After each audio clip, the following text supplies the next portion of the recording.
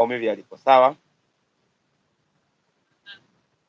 Bwana Yesu, ninafungua mtumishi wako huyu, naondoa mateso kwenye tumbo lake.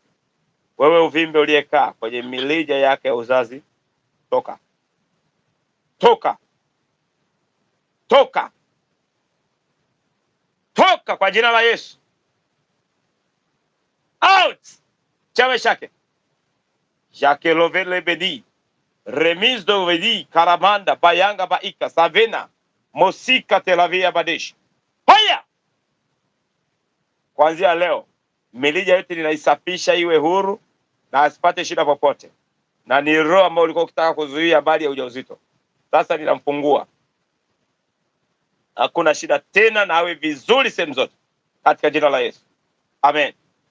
Haya, kagua.